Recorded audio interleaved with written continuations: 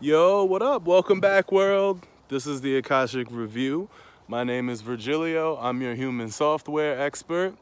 I wanted to make this video real quick to kind of elaborate on some of the things that we talked about yesterday in my Mercury Retrograde video. I really just wanted to go into the planet Mercury a little bit more so you guys can have a clear understanding of how it functions in your birth chart. First thing that you need to understand is that your birth chart sort of works as a mechanism. The mechanism that you are, the stars sort of project your energy down to your body, almost as if your body is a cell phone sort of receiving frequencies and energies from the cosmos. So, the second you take your first breath and you come into your physical existence in this body, in this life, at this time, you sort of download your astrological energy. From there, that's basically the human iOS software that you start out on, with your body sort of functioning as a cell phone or a radio tower, receiving signals from the cosmos to carry out your divine plan, sort of the universe's divine plan, the universe which you are a part of, which you sort of control simply by perceiving it. So with that being said, we have this big mechanism, this machine sort of, with each planet functioning as a different part of that machine. With that being said, Mercury is the closest planet to the sun. It moves fastest around the sun. So essentially, Mercury is a messenger, which is, if you study sort of the theology behind Mercury, Mercury is Apollo. It's the messenger of the gods. It sort of brings with it energies and messages from each planet. It sort of goes around the sun and kind of scouts and receives signals from all the other planets in their perspective positions in their orbit. So Mercury essentially goes around and it's kind of your eyes and ears. It goes around the sun, it picks up all of these different signals and it interprets everything for you. It's almost like, you're a general in a battle and you send out your scout team. That's Mercury. Mercury are the scouts. Those dudes you send out on horses to go travel up the hillside or the mountainside to scout out, where you guys are going to be traveling to on foot next. And make sure there are no bad guys, see if there's food along the way, etc., etc. But, we're in the battlefield of life. This is the game of life here. So Mercury is essentially your scout team for the game of life. Mercury is your information receptor. All of your senses sort of go through Mercury.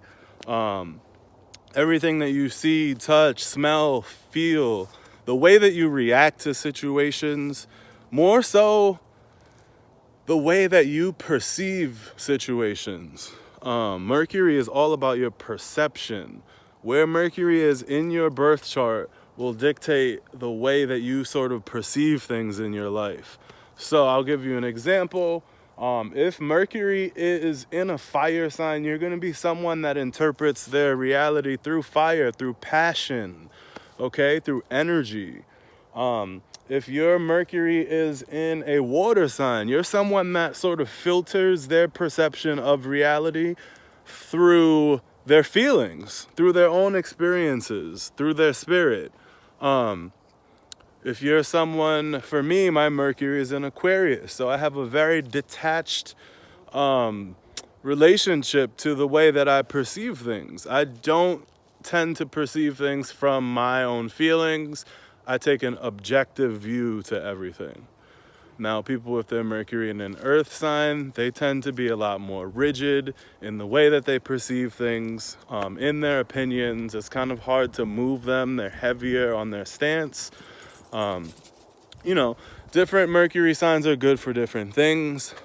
Personally, I think air Mercuries tend to work the best because you're detached from the way that you perceive things. So you're able to, make unbiased judgment of things and sort of just take the most logical path. Now, there are times when having your Mercury in, say, Pisces is more beneficial. Sometimes taking the analytical view to everything doesn't work out. Sometimes you really do need to tap into your tuition and just really feel things on that level to sort of sniff out maybe some deceptive people or just some things in your life that are coming about in an abnormal fashion.